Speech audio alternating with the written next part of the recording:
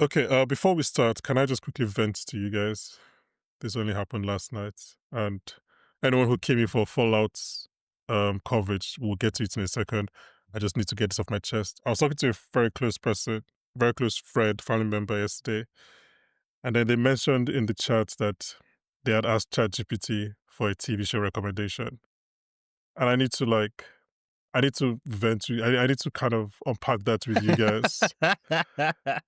As someone who this is what we're doing, how do I process these emotions?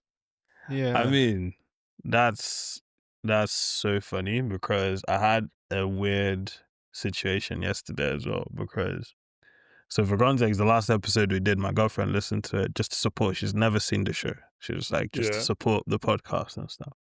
And then we got out to dinner yesterday with my friends, and we get back, and she's like, "Oh yeah, I was just busy, and there's this random show I just started watching." I was like, "It seems really good." So she was like, "I can't remember if it was on Netflix or Prime or something." I was like, "Oh, I want to show you." And then she plays it, It's Fallout. and I see Lucy. I'm like, "This has to be some sort of practical joke, right?"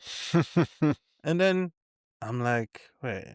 And then I paused it. I was like, "It's Fallout." She's like, "Oh, that's what it's called." And then I'm waiting for the penny to drop, and she's like, "Oh, the one you talk about in your podcast." Like, yes, now you get it. Please So connect the dots. I was like, I don't know, man. This might be a terrible way to look at relationships, but I think you have like a chip that you can play later because now it means she listens to you without actually listening. So you're like, Yeah, also you're yeah, listening, that's but you're not. So locked in. you have something in your back pockets to use at a future date. I would say that ChatGPT recommended a TV show to that person that I know they would not enjoy. So I'm like, this is how we win the AI war. Like, it could go be. watch that show. I know you will Yeah. not enjoy. That show is definitely not for you, but go Well, ahead. this is Anyway, something that I was saying. Like, people should probably, it's probably a gap for people. Like, how do you? Because so many people are like, "Ugh, I want to watch something, but I can't figure out what to watch." And it's like I have my taste or what have you and mhm. stuff like that. So yeah, I guess this is me telling you, start selling TV guides to people like the Yeah, old yeah. days. I mean, yeah. Okay, let's talk about Fallout. The show that Emmanuel's girlfriend doesn't know doesn't know she's watching. I feel like I'm gonna get in trouble for this, but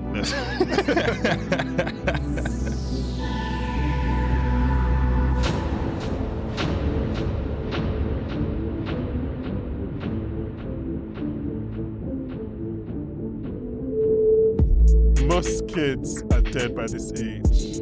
Hello and welcome back to the Popcorn for Dinner podcast. And welcome to the nicest sweatshop this side of the wasteland. Today we're discussing episodes 2 and 3 of Fallout second season. And guys, I hope you're ready because joining me once again, they know when and when not talk about politics. It's Emmanuel and Pete. How are you guys doing? Not too yeah, we're bad. doing good, doing good, doing good. Bathroom Yeah. etiquette 101. That's what we should all learn. Yeah, I'm a Pete, little how are you? tired. I'm only like 12 hours into this shift though, so I mean 10 to go. It's not too bad. I mean, you are tired because you are at the end of quite a run. I mean, we're recording this like mere hours after your final, not to date ourselves, but after your final Pluribus live stream. Hmm. Um, how was that experience? So you've been covering Pluribus on your podcast, on your channel? Yeah, it was great. I enjoyed the show and I enjoyed the conversations that I had. You got to participate in a couple of those. Mm-hmm. It was the last scheduled one, but we might do one more. There was some people asking for a whole season, like a season one wrap up or something. So there may Okay. be another one coming. So So I'll just let you more know. work for you. Yeah.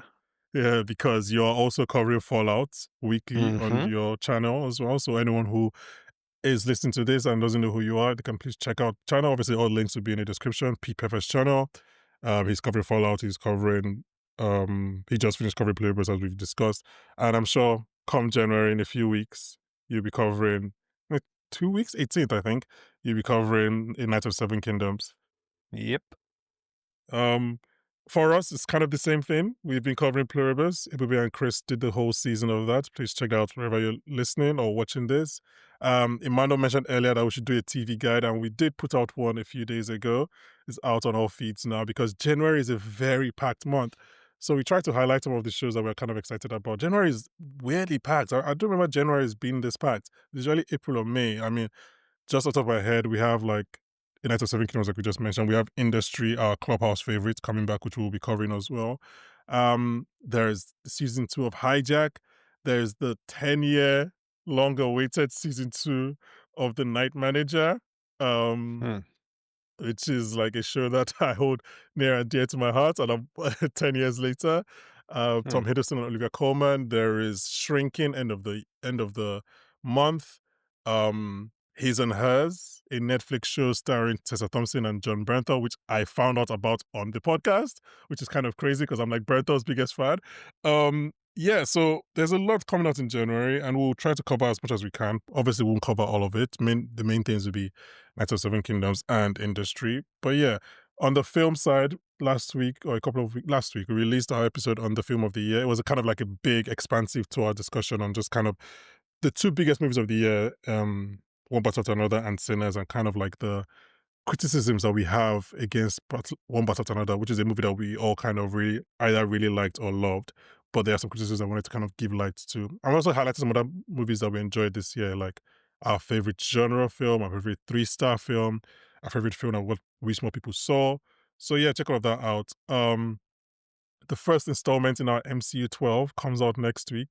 In case you don't know, that's like our year-long brilliant idea to rank the MCU films and then kind of talk about one every month. So yeah, the first one comes out next week, first week of January. But for now, we're here to talk about Fallout, episodes 2 and 3. In case you don't know, we're covering this season bi-weekly. So we're back in 2 weeks for episode 5. Episode 2 is titled The Golden Rule, written by Chris Brady Denton and directed by Fred Toy. And episode 3 is titled The Profligate, written by Chad Hawkins and directed by Liz Friedlander. Emmanuel, let me start with you, because unlike Pete, you don't have a weekly coverage of the show. So you've had longer period to wait. So like, what are your thoughts on, I guess, maybe both episodes, episode 3, what are your general thoughts on where we are so far this season? Yeah, so I was quite happy. Obviously, we talked this episode 1 that we didn't get any of Maximus or the Brotherhood of Steel or anything like that. So I was quite happy that it almost kind of felt like these 2 episodes almost kind of made up for lost time with that. And I feel like Aaron Morton is doing really interesting work, not just because we interviewed him, but he's doing really, really interesting work with how he's played Maximus, because I think, yeah, a lot of it is kind of understated. Like, there's a lot going on with his silence and stuff like that. So I enjoyed kind of watching that. I also kind of like the expansion we got a little bit. Like, you know, in season 1, it was very much you know, the sort of Vault side of things, the Ghoul and the Brotherhood, but now we've got the Legion, we've got now the tribe of the lady they met and stuff. So it's kind of fleshing out the world a little bit more. And then yeah, just kind of like, you know, again, like we were talking about as well, that Ghoul Lucy dynamic and kind of seeing how that is going on and stuff. So I think these 2 episodes are kind of like, you know, we talked about episode 1 really kind of like almost restarting the foundation of like, oh, remember this, remember that. I think now it's kind of like getting into what the meat of the season is supposed to be, kind of thing. So yeah, I'm excited to sort of go through it with you guys. Pete, what are your general thoughts on like these 2 episodes? I think with them, I'm glad we're doing them together, because I like them better as a pair. As standalones, I think that each of them had a little bit that was lacking for me when I was watching, but like together, I think it all works out pretty well. I did like in 2. I guess 2 was my least favorite of the 2 of them. You know, like I preferred 2 of 3 overall. 2 of 2, I was a little bit like I was like kind of into the to the Mr. House thing they brought up, and there was none of that in the second episode. So I was a little bit missing that. And then what I did like about it though is I thought that I like this idea of the golden rule and the way that they use that as the way to connect all the different storylines. I really like the flashback to Maximus. I like the flashbacks. Like I don't think it's in a place like where Yellow Jackets was, where I was just mostly focused on the flashbacks, but I do tend to prefer the flashbacks right now. Hmm. And it was really great to see where Maximus came from, because we had really no idea about that. It was nice to see the role that Hank played in that, see how Shady Sands looked before what happened. And I think generally speaking, I kind of like the idea that the show has gone with of, a lot of the people who are really invested in the lore were pretty upset that they destroyed Shady Sands and kind of dismantled the NCR, which we see a little bit in 203. And I think that like for me, I think it makes it a wasteland, right? Like getting rid of Hmm. those things that this where Lucy and the Ghoul are traveling, they're going through the wasteland, which is what your experience usually is in the games. And if it was all built up and Shady Sands was there and everything was the way it was sort of in the Fall at New Vegas timeline, it would have a much different feel. So I think these Yeah, two episodes work together to reestablish, you know, that world outside of the vault, the world that they're going into on the way to Vegas. And I'm after seeing them both together, I'm looking forward to what comes next. yeah, lots of things you said that I want to touch on, but like not to wade into like fan discourse. There's some points that are some good points that we can discuss later. But isn't the idea that the show is set 50 years after New Vegas? Like, Hmm. doesn't that give them the freedom to do those kind of things without having pushback? Like, because you're not destroying what you have as canon. It's like this is open territory. I don't know. Shouldn't that Yeah, have give them some leeway? yeah, and that's why I think it's ultimately a good decision because it clears the board and it lets them tell their story. Hmm. They don't have to worry about, making all these strong lore connections. But I mean, if you were really invested in the lore and then this place that you've always thought about, you find out it's been nuked, that feels maybe to some people disrespectful to to this because Shady Sands shows up for the first time in the first game. So it's always been a part. You know Yeah. what I mean? Well, So then yeah. you have these people that like for when you really love something, you know what I mean, and you have somebody new come in and they're going to play around in that world, I think it's just a defense mechanism, you know what I mean? Yeah. So people are like, "Don't touch my thing. This is my thing that I love so much," you know? Yeah, And, let me stop before I get too rude. But I have in my notes that it kind of felt like they structured these 3 episodes as a 3 episode premiere, and it goes back to what you're saying about I'm happy that we're doing this on 2 episodes together. When I finished, I was like, this feels like they thought they were going to get the normal prime thing of 3 episodes at once, and then 4, 5, 6 weekly or whatever, because individually, I do think, especially 2 and 3, because one is quite packed, but individually, it does, like you said, feel a bit lacking and combine as one, most especially in the Ghoul and Lucy storyline, because that's one that is literally like divided across both episodes, right? It doesn't have an Mhm. end point in two.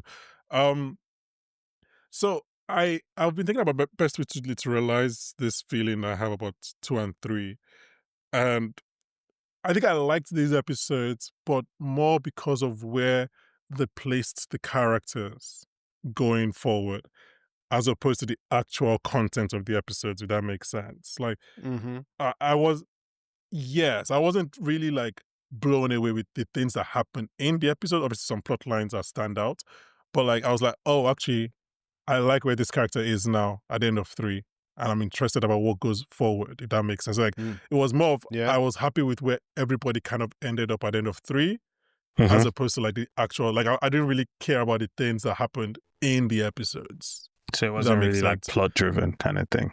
Yeah, it was like I was happy with the character endpoint, but I didn't really like, but the actual plot of the episodes could have been taking Yeah, or leave no, them is I think it makes sense. I think for me it was a bit different because I watched like 2 straight into 3, you did watch and them back to back. Fair, yeah. probably maybe that makes me kind of have a different kind of thought process about it.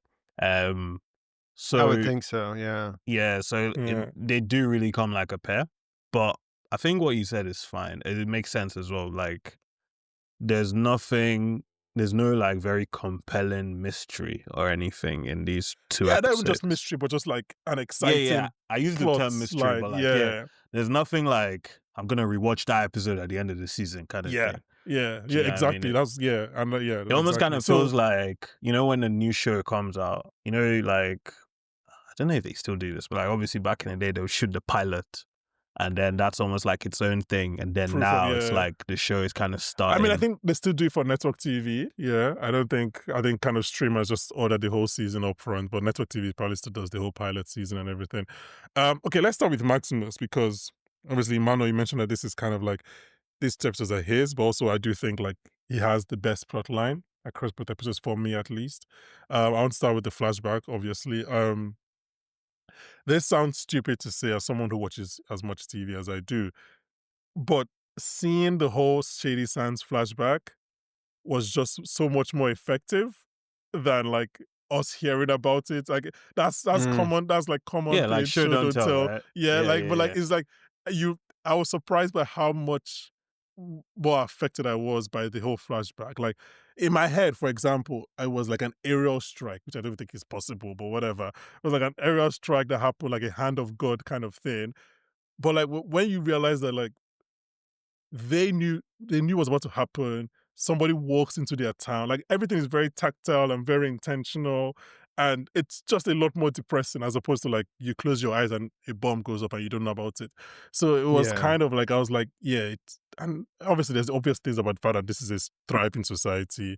And I mean, look, I could go into the racial undertones about the main family we see is a black family, and then there's this white man from somewhere else just blowing it up. There's obviously that as well. But I think that the Maximus thing really did I was surprised by how affected I was by the flashback. And then we get 2 sentences that I think will kind of like guide his arc this season, right? One is his father says, you're a good boy and one day you'll be a good man.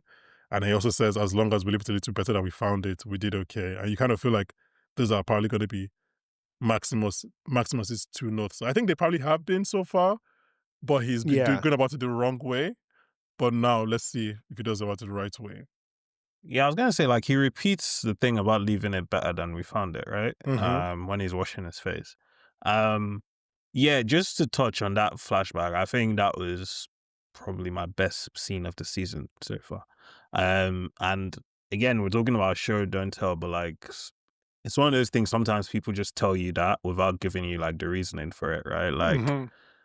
the thing is like when you show, you're forced to think about the details, right? Like if someone's telling you the stories from one perspective, it's going to be abridged, it's probably secondhand info, all these kinds of things. It's just like, oh, a bomb went off, they went thinking, you don't know, okay, were the people there assholes, like all these kinds of different things, right? Mm-hmm. So just from seeing Were they like, okay, these are, cannibals? yeah, exactly. So it's like Yeah. literally just from saying that, oh, this is nice people, and then like even there's a bit of an emotional journey with it as well. Like, okay, we discovered it. The guy is, I think what he's muttering is a game reference as well. Yes, apparently. Yeah. Yes. That's a meme. so, so you get that, but then like they figure it out. They uncover the bomb, and then you're with the guy. You're like, oh, you know, he's Maximus's dad, and he's staying calm. He diffuses it. There's that little second of joy, and then it's just like feel safe, and it's like, okay, Yeah. it's a wrap. We're going back. And there's the 3-minute timer when he goes back. And I'm like, I hope this thing doesn't go off while he's trying to give his speech and stuff to his family. Like, at least let him get that out of the way. And, you know, even like just putting your son in the fridge, you know, Yeah. like seeing that. Obviously, we've seen Maximus come out of the fridge, but then you're like, did he just find himself there? You didn't, you couldn't contextualize it until seeing it now. And it just kind of recontextualizes when we saw him get out of the fridge of you know, like within a matter of seconds, like for a child, that's like the whole worldview just changing. kind of thing Yeah. of like everything was Yeah. fine. I came out, it's just dust, you know, and that kind of thing. So I felt like that whole sequence was like really, really good.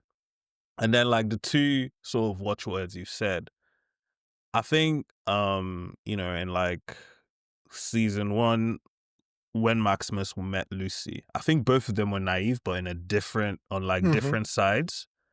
And it's almost like now Maximus is just kind of, I don't know, what's the word? He's trying to almost kind of not be naive or feel like, okay, I can't be naive now. The way I thought things would be is not how it's going to be. I'm just going to be the sword. I'm going to be this. And it's kind of like almost doubling down, like he's trying to convince himself, right?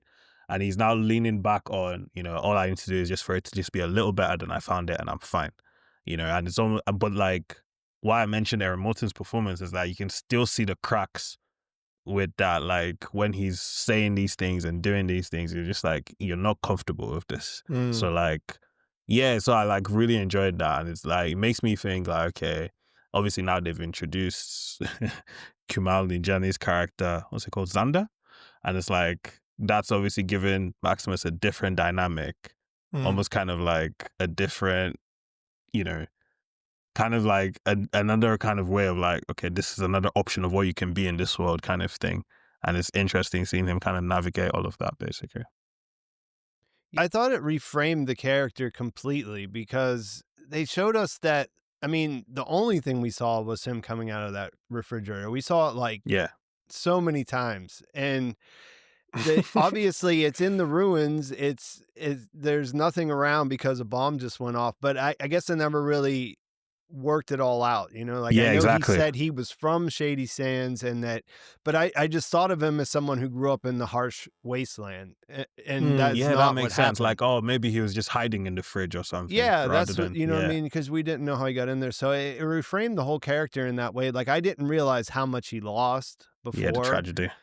And then this idea, like the way that his father's final words, I thought that was such a great play on the golden rule because it's something that makes sense in the life of the wasteland. You know what I mean? It's a post-war golden rule. It's realistic. You try to leave things better than you found them.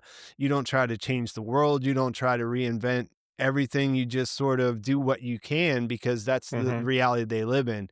And that's, I think, one of the differences, one of the contrasts between him and Lucy when they meet is that he has a little more of an understanding of how harsh it can be.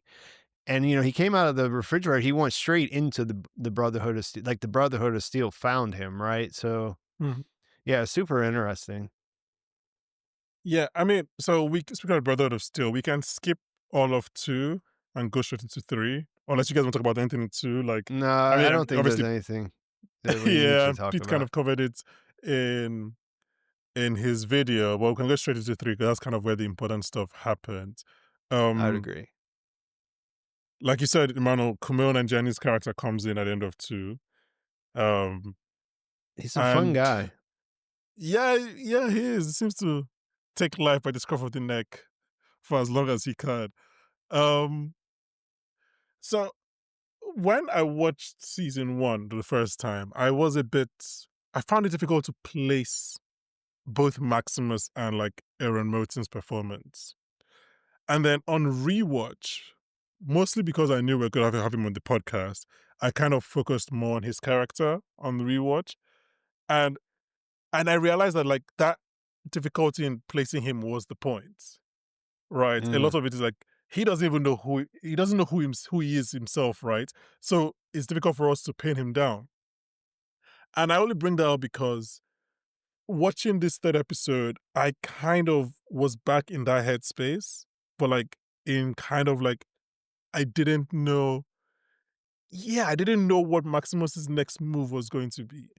Like we should say that, I can't remember his name, but the high cleric or the Quintus, yeah. He kind of scolds Maximus in front of like the other clerics and that kind of pretty like terribly. Dimness of the sword. Yeah. pretty harshly. Maximus saw the two sides of having a father in this episode. Yeah. There's the time that brings you in and the time that scolds you in front of people. So like he scolds him and kind of sends Maximus scurrying off, his tail between his legs, straight into Kumail's character. And then Kumail is doing this thing of like, come on a ride with me, come, let's go have fun in our tech suits or whatever. And I don't know if this was me projecting onto Maximus, but I thought he was still like, he was play acting friendship with Kumail's character in a way to kind of get an in for Quintus, like find a way to prove himself worthy. But as the scenes unfolded, I realized that, oh no, he was actually like on board. Does that make sense? Yeah, the vibe I got from it was he was just kind of pissed off. I think like Yeah. originally, I think he must have been like, okay, I'm finally making it up in the world. This guy says he's the head, I'm the sword. He's treating me good. I'm a top boy. Look at how he was putting on his jacket. It's like, Yeah. it's like this is me now. And then he gets that dressing down and is like, crap. Yeah. Like after everything I've done, and I think, well, fortunately or unfortunately, like either Xander, I guess, is smart enough to tell him exactly what he wants to hear at that point, which is like, you're actually the main reason this is what it is, right? And in my place, we are the ones that run things. Yeah. And he's like, And I think one thing we can say about Maximus is that he's been ready to do anything to make it up from day one. Like from how he became the squire to how he became a knight. So he's thinking now, like, I think at least there's a part of him like, this could be the next step. Like, why is this guy talking to me like this? Do I really need him? So so I think for him, it's a proof of concept. Let me see what this guy is about. If it makes sense for me, I can go with their way and like, I will be on top, because I don't think deep down he really cares about cleric versus commonwealth and all these kinds of things that they're talking about. Well, he cares about doing good, right? Yeah. But I mean like the politics. He believes that the Brotherhood is still the best way to do good. And I guess my thinking was, that's what he said. Yeah. That's what he says to Dane in 202. He says, I've been out there. It's awful. This is the best that we can do. So I'm going to do what I can. Yeah. And I guess I was thinking that he was going to, there are two ways you can react when somebody dresses you down. I mean, just watch Succession to get the example. It's like, you can either say, oh, I'm going to prove myself, I'm going to like double down and prove why I'm correct to you, or I can be like, no, fuck you, I'm going to go against you, right? And I guess I thought he was going to be like, actually, no, I'm going to prove to Quintus that I'm more than just the sword. But it looked like he was more like, no, actually, let's see what is out there. Let's see what Kumail has in store for me. Just to wind back, right? The dressing down was after I had the fight with the big guy, right? Yeah. Because that was before Kumail's character. Because I mean, Quintus like sanctioned that. He basically said, go do that. Go fight to the death. And then he's surprised when Maximus is like, let's kill people. That's what we do here. That's what I was like. So I was like, Maximus is probably thinking, okay, I've got him. Again, the father kind of thing, like, oh, made my dad proud. Why is he now dressing me down? I should be getting a hug or something. Like, but it's just interesting that how that dynamic has kind of morphed. I think mostly in between seasons as well. From when they had that conversation at the end of season 1, it's now like, I mean, Quintus knows what he's doing.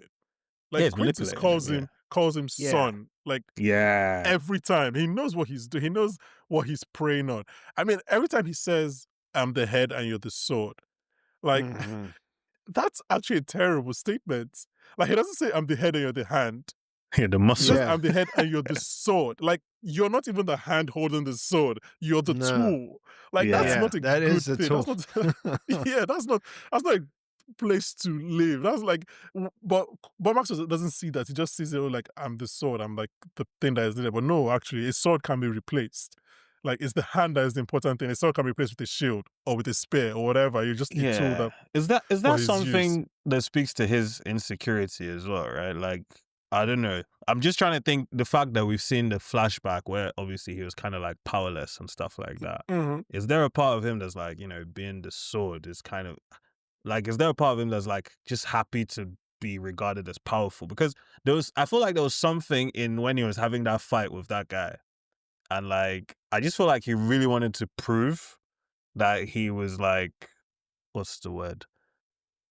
He was Worthy? like, yeah, that kind of thing of like, I think to himself and then to people, like, I am actually like, What? for lack of a I better also term, the killer, like the top dog, yeah, basically. I also think he wants to make his daddy proud, and his daddy in this Mhm. case being Quintus. Like he wants to keep on doing the things that he believes Quintus wants, which is why he keeps on looking at Quintus like, you want me to? You're not going to stop this fight? I think again, it's insecurity. Is maybe a belief. It's not a full belief. I don't know what kind of belief. It's quasi belief in this cult of the Brotherhood of Steel. Like it seems like he's, like you said earlier, Emmanuel, he's forcing himself to believe in their edict more than he Yeah, did before. Like he used to joke about it with Dane, and now yeah, he's Mhm. like actually quoting it earnestly. So and I it's think all of those things, I think, yeah. I was just gonna say, and I think the show shows us that sort of, what's the word? Dichotomy of like Maximus is taking everything serious, and then there's these guys in the background playing with grenades. Yeah. Like, like Yeah. how does that relate? Like during Yeah, the all that important is meeting. Yeah, that is a comment on like what he's working with. Like, yeah, those are his peers. Those are exactly. his guys. One thing that comes from the interview was that, he said one of the things that defines the character is that he I gets was gonna knocked bring down, this but up. he always gets back up. And Mm, I think that goes a little deeper now. I think we know that goes a little deeper now, that it's not just that he physically overcomes the pain and forces himself to fight, but also he's smart enough to see how things, like, he can find a path. Like, I think you could be right. Like, when he comes out of the thing with Quintus, he probably is thinking, I got to figure out a way to get my status back. Yeah. But then he sees an opportunity that's placed in front of him, and he said, well, maybe I can go this way too. You know what I mean? Because he doesn't know Xander. I don't know. Maybe he doesn't know Xander is setting him up. I mean, Xander is basically telling him everything that he would want to hear. Like, it's Mm. pretty good. It's like snake oil salesman kind of stuff. Yeah. You know what I mean? But like, you could see where he's at. Like, he has to. Somebody's going to come out on top, and he has to try to find a way to navigate so that he's not on the wrong end at the end of the day. On the wrong side. So. Speaking of snake oil salesman, let's just go to the end of this plot line and our favorite new Ghoul,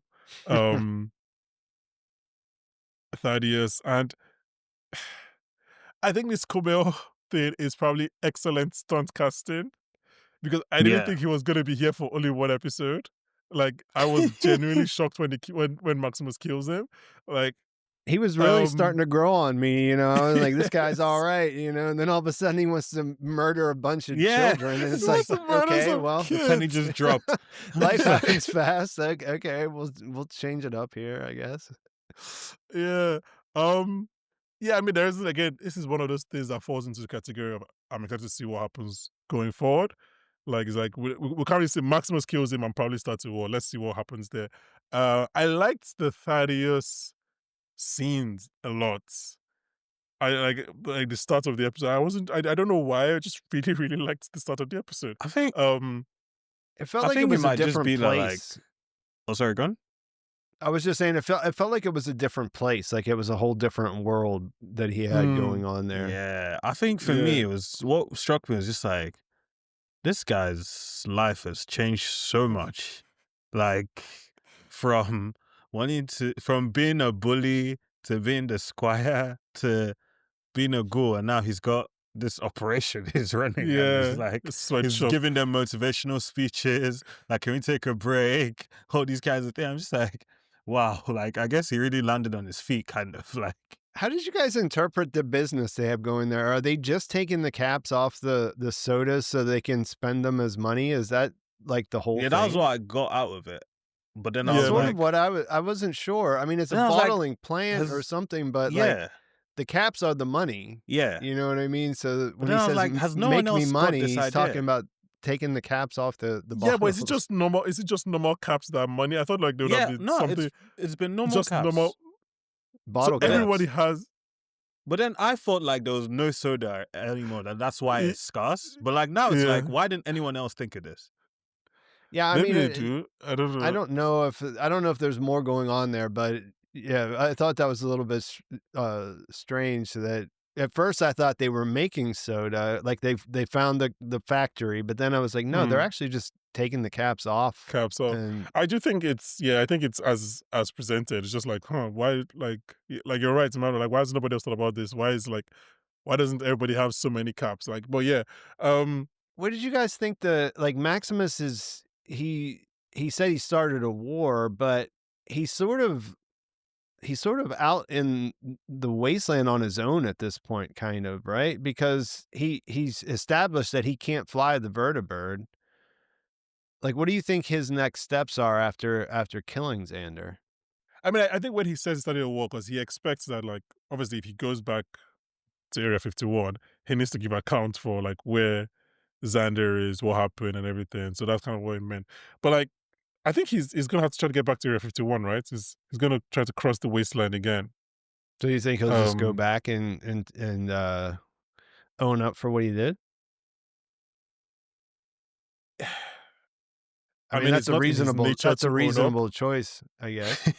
Yeah, like as we the last night he killed, he didn't own up until quite late. So maybe he does. But uh, what I do know is that at least in Maximus's head right now, he doesn't have any other option than to go back to Area 51, right?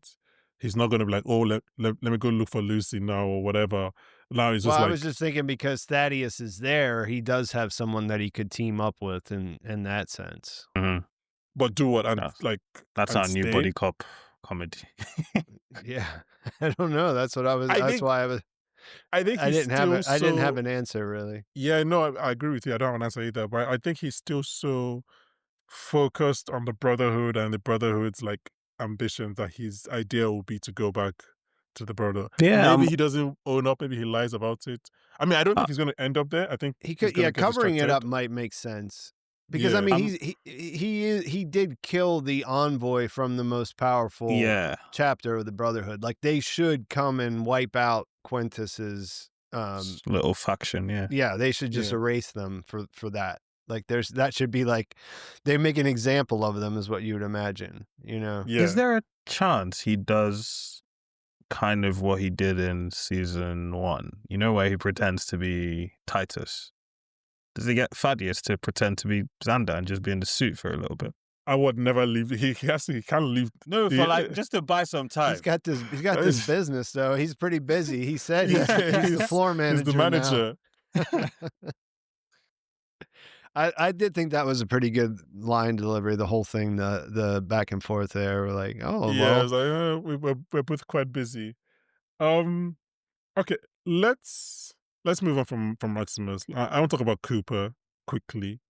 Because I was very intrigued by his moral dilemma in episode 3. In the past or in the Yeah, in present? the past. When I say Cooper, I'm talking about past, and then Ghoul is present. So like in the past, because this might sound callous, and I do apologize, but why does a soldier like Coop, like, why does he have such trouble killing House? Especially since he knows what they want to do. Like this is not like a blind mission. He knows what the plan is. Don't let John Bentel catch you saying this. I'm just like, all his characters would disagree with this.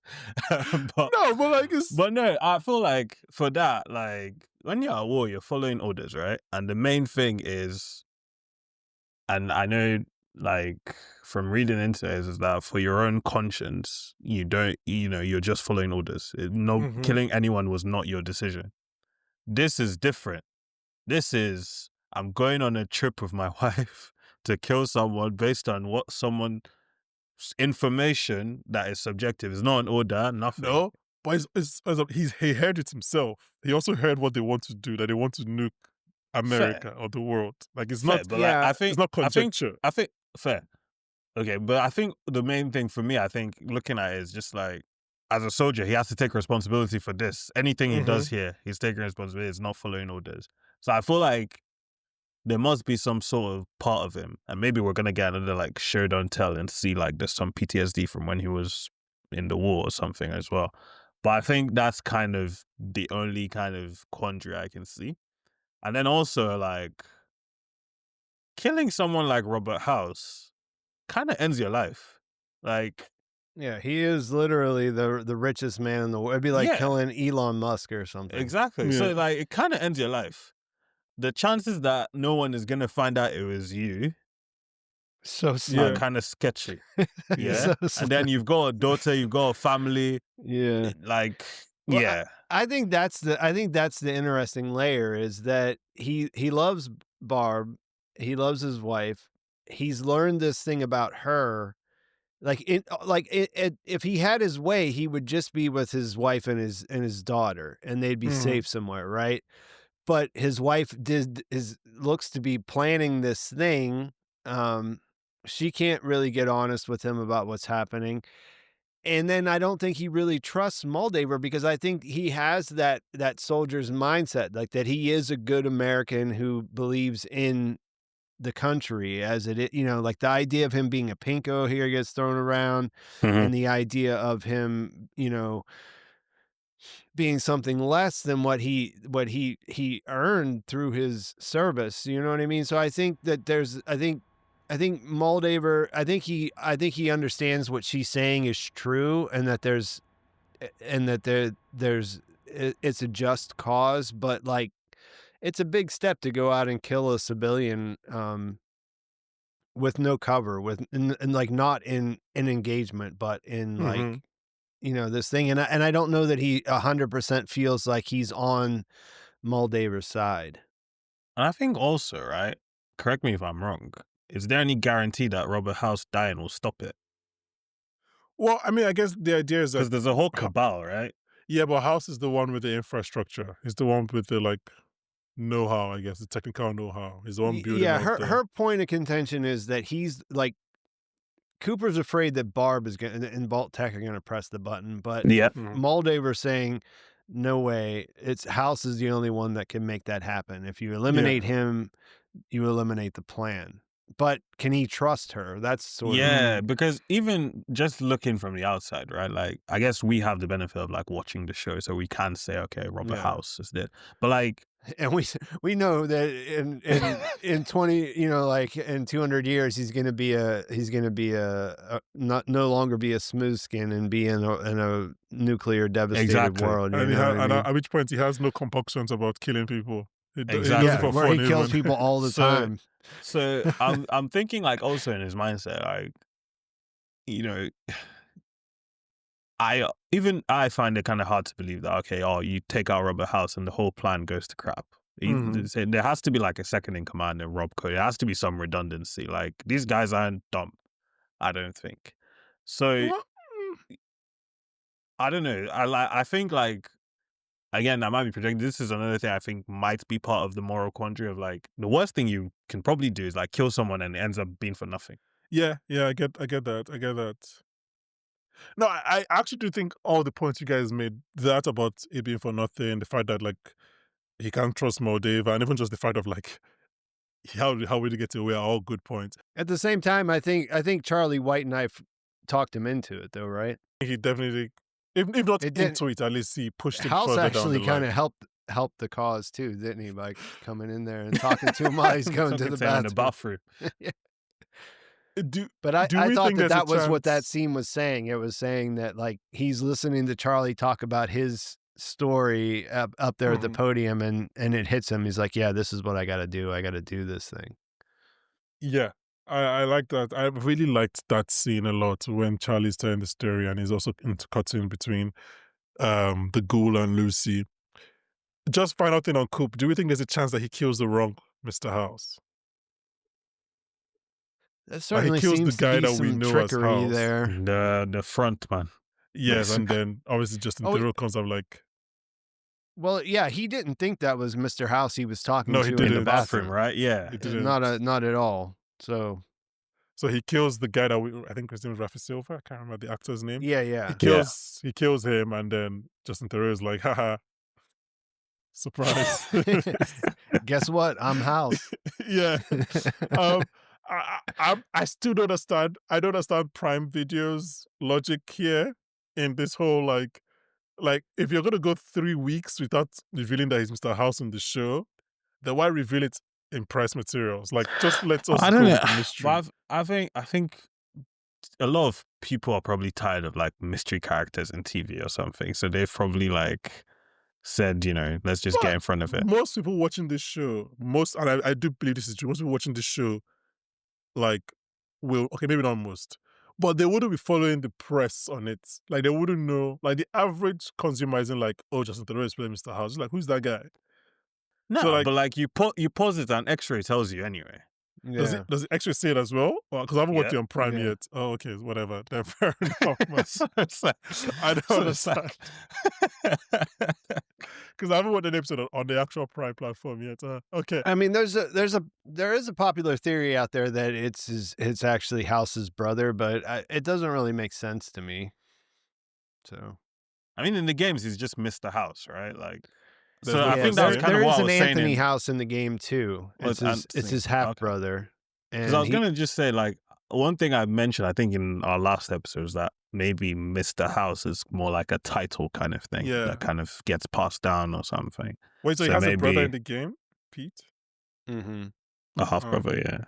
And that's a popular theory that the one we're seeing Justin Theroux playing is not Robert House, it's Anthony House. But like I said, I don't think it adds up. Like, I think I don't think that's a question that the average person is asking, is like, what happened to his half brother? Like, they're estranged. It's a whole other thing. You know what I mean? Like, I understand why people who are really into the game would think this is a possibility. But like, for me, it was just sort of like, yeah, that just seems like an unnecessary, like, who's that surprise for?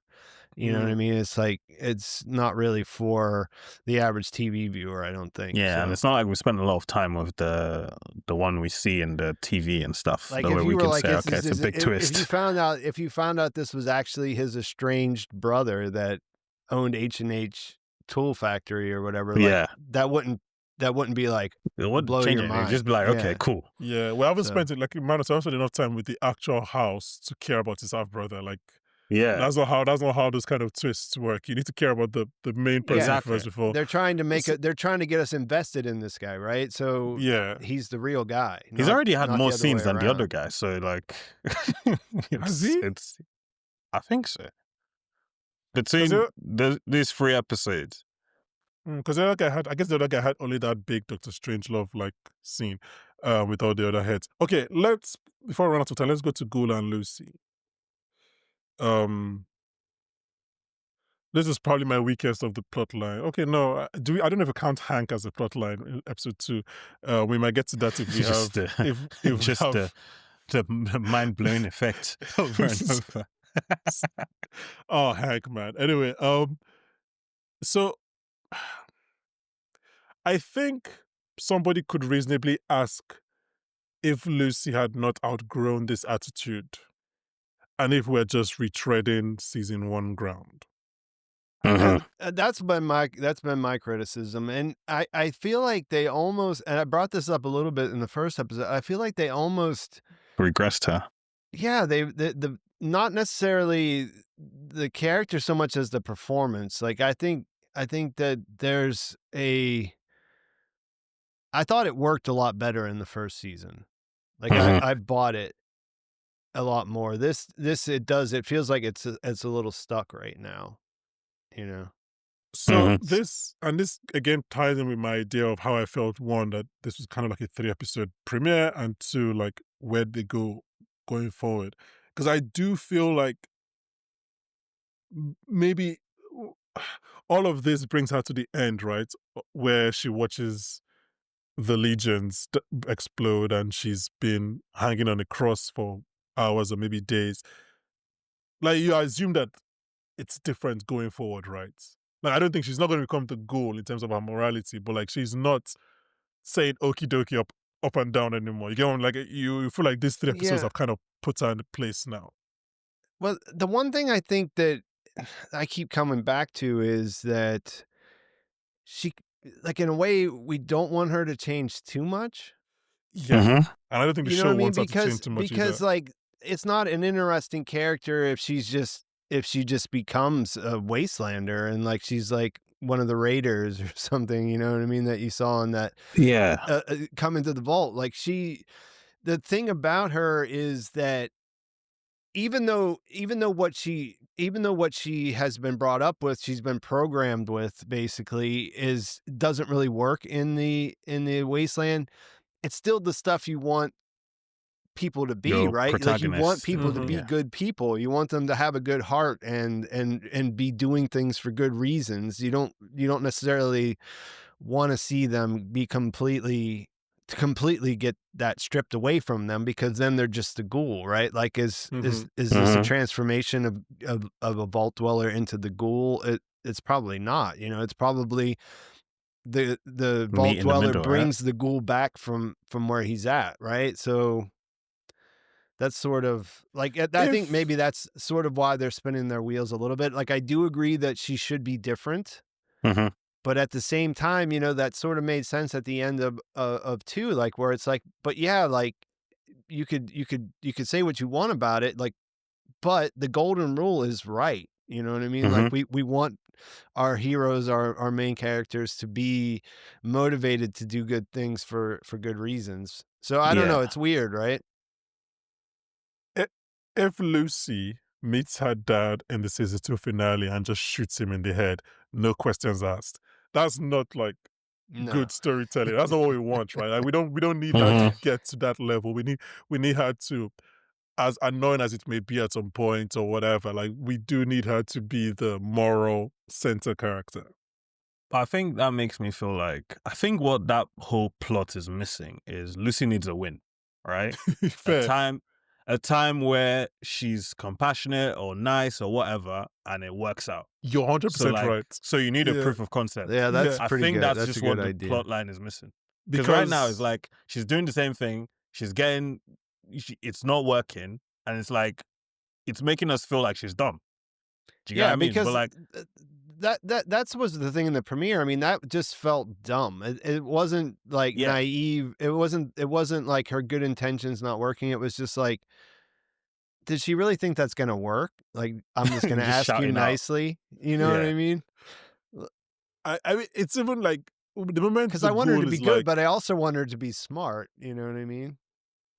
yeah, So because the moment the ghoul is like, these people are bad people and we shouldn't help them, I'm like, oh yeah, he's right. Like, I know where this plotline is going. Lucy, do not go with her to help. Like, you kind of like, you know, this is going to be a Lucy L. the So, payoff for that was pretty good, though, huh? yeah. And then, but so I do think like, when she's like, just so you know, I'm nice. That's like, look, a funny line. I do think this is, so I was thinking about this, and I wrote this on one of my last notes I wrote for this episode, so it might be off course. But I was thinking about what we're saying about like, should Lucy have changed so much? Or should she have changed way past this? And please let me know if I'm wrong, but in season 1, excluding like the ghoul, obviously, and like the organ harvesters, did she really like meet anybody that like, I don't know, represented the worst in humanity, if that makes sense? Or is it just like, oh, the vault and the wasteland are different? I don't know if this makes, let me explain. So for example, in The Last of Us season 1, right, Ellie she sees Tess die, she meets Kathleen, Henry and Sam, David. Like every episode was a way of like breaking down breaking out Ellie, right, hardening her. I don't know if Lucy had that experience in season 1 of Fallout. I think it was more of like, oh, the wasteland is difficult, but not like everybody on the wasteland is an awful person and I'll get raped by the wrong people. Do you get what I'm trying to say? Like, I don't think she had that kind of experience. The big moment for her was finding out her dad wasn't who she thought he was. And that's like, someone that was in the vault with her. So like, it's not. Yeah, so I think you're right. I think you're onto something there. She hasn't really experienced it firsthand. I mean, she's ran into some people that some undesirables, but she hasn't fully experienced it in the way that the rest of them have that have been out there. She doesn't know. Did she ever get to know? I didn't rewatch season 1, so I might have forgotten. But like, did she ever get to know how Maximus got possession of the suit, for example? That like he basically like left the guy to die. That whole he does does tell her come all of clean. that? Yeah. Yeah, when they're leaving Vault 4. He tells her, Okay. yeah. but then she's So like, I'm just trying to think. you're a And good she's person. Oh, okay she's with just it. like, it's calm. Yeah, like Okay. a good So she person. just writes and- us. yeah. So I do think, like, I was like, I think this Legion is the first time she's met Man, she walked into those kind of people that something. we've seen Last of Us season 1, right? When they'll go on their side quest. And it's funny, you guys mentioned side quests in the first episode when we were covering first episode. And, Yep. like, I knew of it, but I'd never like had the. And I was just like, oh, this is just side quests upon side quests. I was like, this is just like. I feel like this one they didn't even hide it. Mhm. Like they were literally walking down the pathway and someone's screaming in the corner. Like that's literally how it works. In That's games. how And that they're is, like- yeah. Yeah, they are. Textbook. Lucy, you've given her the stem pack. You don't have to walk her back home. Like you don't need to do all of that. It's just extra. So And now, the way the game's hindsight- designed, you don't even have to do that. You know what I mean? Like if you got something else to do, you can just walk. You can just keep Yeah, walking. just keep walking and like the scream will fade in the background. But you can't right? help yourself, you know what I Hey, mean? You got to find remember out what- what's inside. There might be remember what some Lucy loot in there said. or something. Did you ever think that if you help them, the screaming would stop? So There's more yeah, than no, one way for it I to do think stop. your point is very astute that she does probably need a win.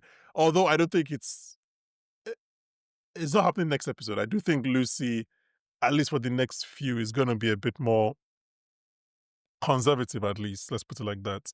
Like I think she has. This is her experience. She was crucified. Like let's not like she was on the cross hanging. She was like, dying. She was actively yeah, she was dying. dying. And even when she watches them explode, she doesn't have the same kind of reaction that we would expect from Lucy 2 episodes ago. Like she's like, okay, thanks. Like, Because the irony of like Prime putting someone on the cross just after Christmas. Like, Merry Christmas, everyone. I Like, think that I think the Ghoul played a part in that too, though, because he didn't explain the danger. You know what I mean? He was just like, yeah. these people don't deserve to live. Of course, Yeah. the way things played out, but like, I think probably he might. I think he's changing as well, so I think they'll work together better than they will, like more than if she would just completely change on her own or whatever. I mean, we can theorize on this. Why does the Ghoul need her? Because he tells Dog Meats, I don't like her either, but we're going to need her down the line. And we kind of like thinking about like, why would the Ghoul, like, why is he still keeping her along? Why is he like, and I mean, my thing is still, I think, like I said, I think there's like a big betrayal down the line. I think he might maybe threaten her life to get information from Hank, because that's the only way he can get it from Hank. Yeah, Um, it's related to Hank, I would say for sure. It's leverage. I don't know exactly what his plan is, but I mean that's the same thing he did here. You know, to blow up the Legion camp, he dangled them what they wanted. The NCR, the last NCR soldiers. So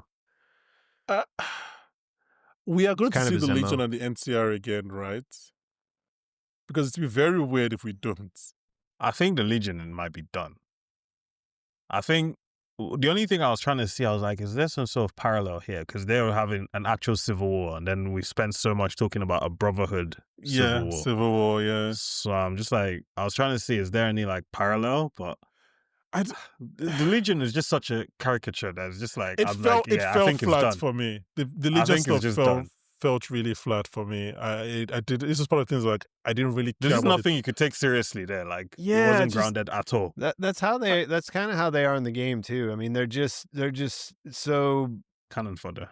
There's not a whole lot of. There's no redeeming qualities really. You know, it's just sort of like these are the bad guys. Yeah, I'm sure fans are gonna be angry with this portrayal of the Legion. I'm sure this is something they're gonna be angry about. Well, I don't know there because it's not really like. It's accurate. Well, it's kind of like, yeah, that's sort of what they're like, you know what I mean? They sort of are cartoonish. I thought, like, did any of that stuff make sense? Like the way that she was saying that they were saying Kaiser instead of Caesar, like this. I think she's just basically saying they're dumb. Yeah, Well, but I mean, guess like that's a whole game. That's all references to the game. Like they call them, they do say Kaiser rather than Caesar, and there's So, an yeah, my explanation idea was, for like, it. they just read it wrong, right? They read Caesar. Yeah, as they just Kaiser, don't. That's yeah. what it sort of comes off as, right? So Yeah. yeah, I could see that this might be one situation where knowing a little bit about them helps. Yeah, I don't know if but it's. I don't know if it's because I knew, like, because when you do these things, I'm listening to other podcasts, I'm reading stuff about the game without getting spoiled. I guess because I knew that the Legion was a game thing. This really did feel like, here you go, as like a game Easter egg. Because I just didn't see, apart from the fact that maybe it's changed Lucy, I just didn't see the point or the impact it had on the story. And not to compare it to Last of Us Season 1, obviously. I'm just like, that one, those side quests, maybe either it's the richness of the characters or the how dark the plots were. But like every time you go to like Melanie Linsky with Kathleen or like David, like those were like episodes that were like strong and those characters were strong. Yeah, I was just like, It's like even Yeah, like the no, Culkin put, I was like, no, but like, I think how did you guys think about the Macaulay Culkin return to the screen? eh. Like I just again, yeah, I was like, yeah, it felt like a cartoon, which is fine, I guess, but like, it's just like I said, that's why I don't think I can see them coming back. It's just like I feel yeah, like it's done. I feel like this is the Legion stuff and it's done. It was really nice to see like Macaulay on screen again yeah, of from course, a yeah, meta point of view. But like in terms of like the performance or the character, I can't tell you too much. Like there's not yeah. a lot to write home about there. Um I don't know if I'm alone or I'm wrong, but yeah, no, that's just how that's what I I'm got from. saying. That's what I'm saying. Like just like the whole Legion thing, I was just like, this is cool. This is why again I was like, I didn't really care about the content of Lucia, actually the Lucia and the Ghoul storylines episode. Because other storylines, I really liked Maximus, I really liked Coop. I really liked Son of Hank. In episode Yeah, I liked 2. where Norm's storyline ended. Um, so yeah, but just this Legion one just didn't. It just fell flat for me. The NCR, I feel like, I mean, we do see John Grease from a lot of things. Most recently, the White Lotus seasons 2 and 3, and Mhm. he's basically playing a man losing his mind. Like he's there for like 5 minutes. But I'm like, we have to see him again. Like he can't just be a random NCR soldier. He's not an Yeah, I NPC. believe these. Stunt casting has got you again. Yeah, I don't know if there'll be more NCR still out there, but I feel like these two characters will probably reemerge. I think you're right about Yeah. that. Um. Okay. Before we wrap up, let's just quickly do Hank and Son of Hank, Son of just very Hank. quickly.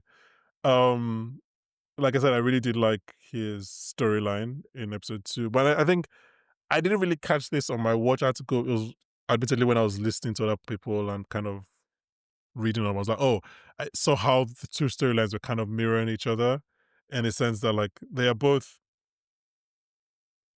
Son of Hank is the most of his. I can call him Son of Hank. Norm. Norm. Norm is the most like his dad in this episode, right? Where he's like, he's lying to these people and he's kind of using them to his own end. Obviously, he's not as nefarious as what his dad has It's been previously resourceful, done. innit? Yeah, but Mhm. he's tapping into his genes and like being a good manager and lying to them and kind of exploiting them and everything. Obviously, it's not the same thing as like Hank literally testing on a Also, human being, aren't but these people technically bad? yeah, Well, they're like interns. yeah, I was gonna say they're sort of just like office assistants. So I Because mean, that's what Hank was, right?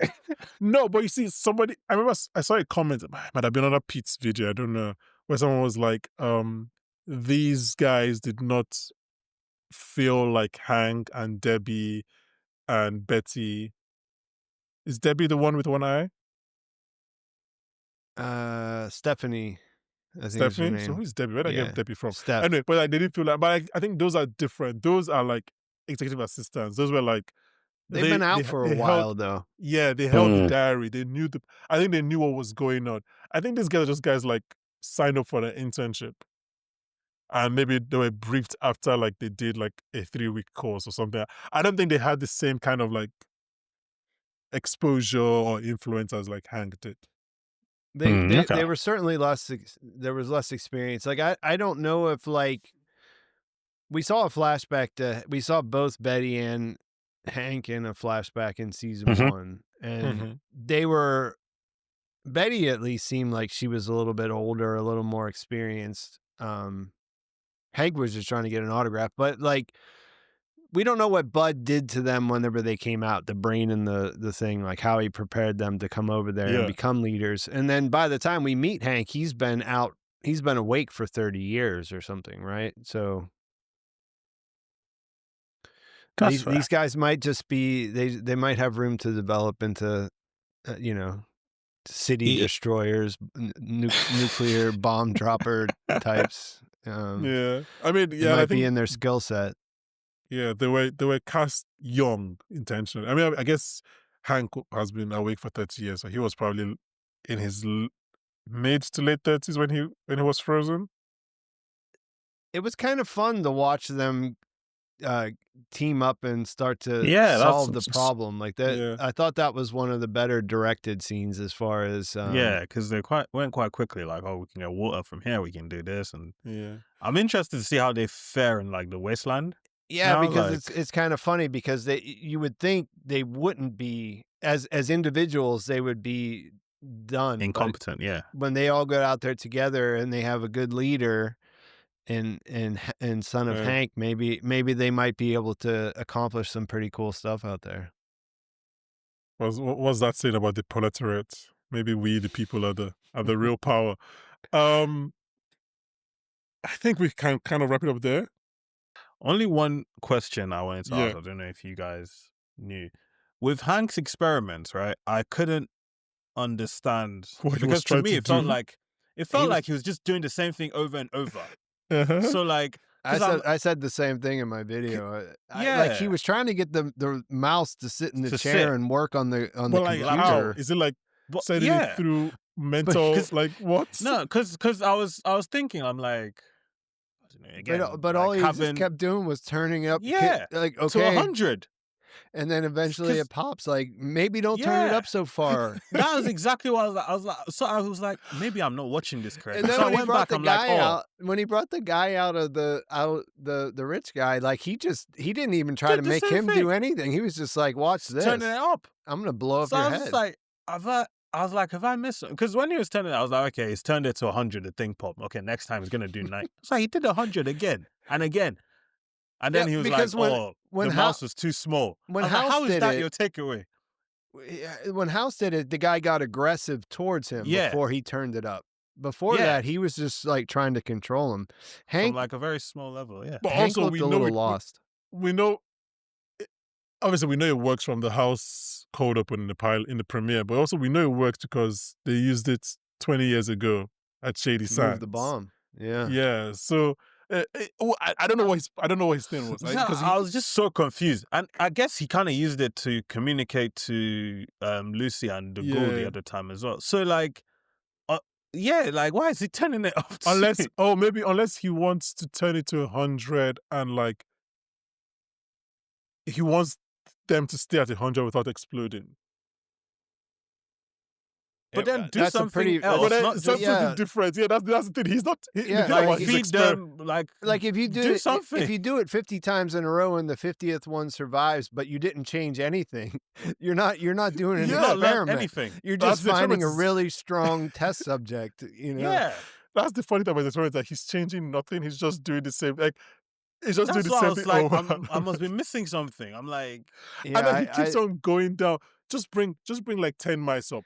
I think what it comes down to is bring your box downstairs. Like, why? They wanted to blow up a bunch of heads. Like that was the running gag, was that they were like, you know what we can do? We have all these resources. We can blow up heads. It looks really real. Yeah, the boys are done. They gave us all their props. Like let's blow up some heads. Honestly, I wanted to ask because I was like, maybe I've missed something. No, I was like, it's why is it? Yeah. Anyway, let's wrap it up there. We'll be back in 2 weeks, talk about episodes 4 and 5, which will be the halfway point of the season. In the meantime, if you've enjoyed this, please check out Pete's weekly episodes on Fallout, also on Playables if you want to go back. But also, please rate and review us wherever you're listening to us. Please like and subscribe on YouTube. If you're listening on Spotify, you'll see like the star right there at the top. Just rate us. Same on Apple Podcasts. And thank you very much. Check out everything else we're covering. We'll be back in 2 weeks for more Fallout. In the meantime, just keep on patrolling down Mojave Desert. See you next time. Our dog. Yeah. Bye, guys. Nice. Cheers.